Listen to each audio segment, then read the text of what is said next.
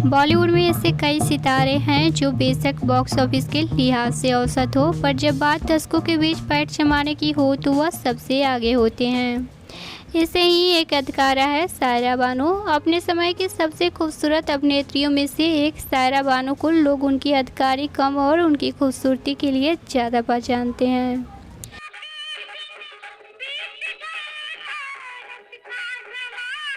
सायरा बानो का जन्म 23 अगस्त 1944 को हुआ था। उनकी मां अभिनेत्री नसीब बानो भी अपने समय के सबसे मशहूर अभिनेत्रियों में से रही है।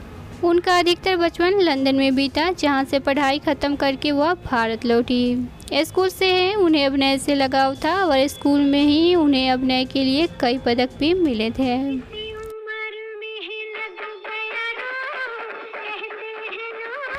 सायरा बानो के बारे में विस्तार से जानने के पहले 30 के दशक के ग्लैमरस नायिका नसीब बानो को जानना ज़्यादा जरूरी है।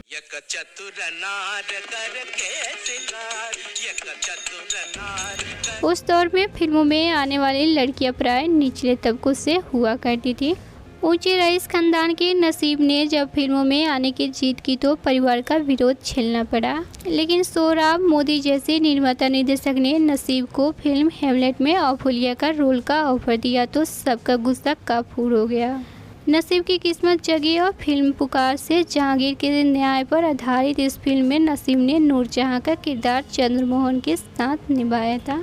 अपने ही आवाज़ में गाना भी गाया था, जिंदगी का साज भी क्या साज है।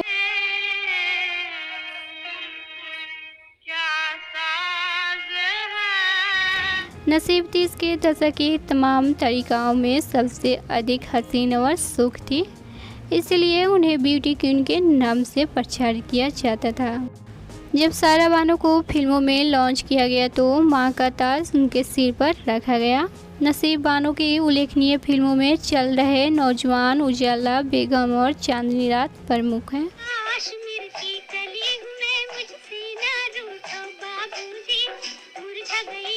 आपको बता दें 17 साल की उम्र में ही सायरा बानो ने बॉलीवुड में अपनी करियर की शुरुआत की।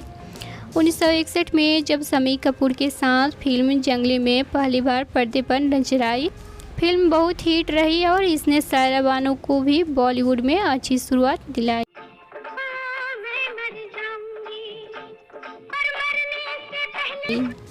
इस फिल्म के लिए उन्हें सर्वश्रेष्ठ अभिनेत्री के फिल्म फेयर पुरस्कार से भी सम्मानित किया गया। इसके बाद सायरा बानो ने कई हिट फिल्मों में काम किया। 60 और 70 के दशक में सायरा बानो एक सफल अभिनेत्री की तरह बॉलीवुड में जगह बना चुकी थी, लेकिन जब बात आती है साल 1967 की फिल्म पड़ोसन ने उन्हें दर्शकों के बीच बेहद ही लोकप्रिय बना दिया।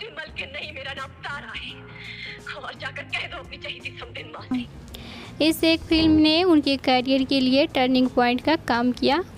इसके बाद उन्होंने गोपी, सगीना, बैराग जैसी हिट फिल्मों में अपने पति दिलीप कुमार के साथ काम किया।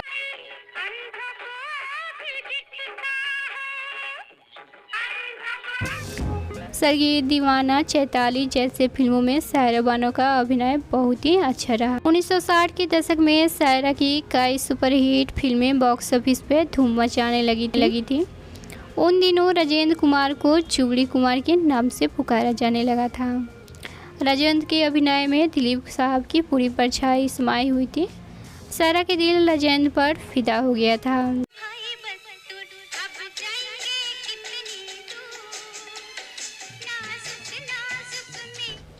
जबकि वे 3 बच्चों वाले शादीशुदा व्यक्ति थे।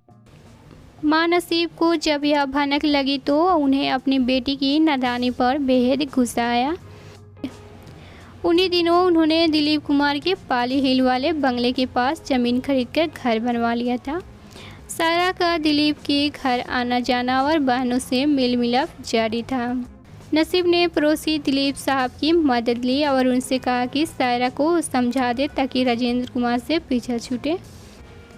बेमन से दिलीप कुमार ने यह काम किया क्योंकि वे सायरा के बारे में ज़्यादा जानते भी नहीं थे और शादी का तो दूर दूर तक इरादा नहीं था। जब दिलीप साहब ने सायरा को समझाया कि राजेंद्र के साथ शादी का मतलब है पूरी ज़िंदगी सौतन बनकर रहना और तकलीफें सहना, तब पलटकर सायरा ने दिलीप साहब से सवाल किया कि क्या वे उससे शादी करेंगे। सवाल से अचकचाए दिलीप उस समय तो कोई जवाब नहीं दे पाए।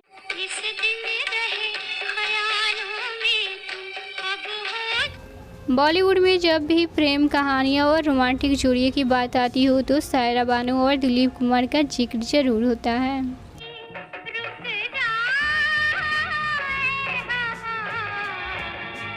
दोनों की मुलाकात, प्यार और फिर शादी की कहानी बिल्कुल फिल्मी है।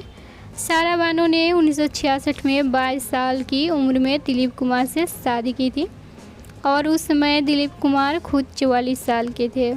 दूल्हे दिलीप कुमार की घोड़ी की लगाम पृथ्वीराज कपूर ने थामी थी और दाएं बाएं राज कपूर तथा देव आनंद नाच रहे थे। उम्र का यह फासला कभी भी इन दोनों के प्यार के बीच नहीं आया। ऐसे ही बॉलीवुड की खबरें से जुड़े रहने के लिए हमारे चैनल को सब्सक्राइब कर बेल आइकन को प्रेस करना ना भूलें।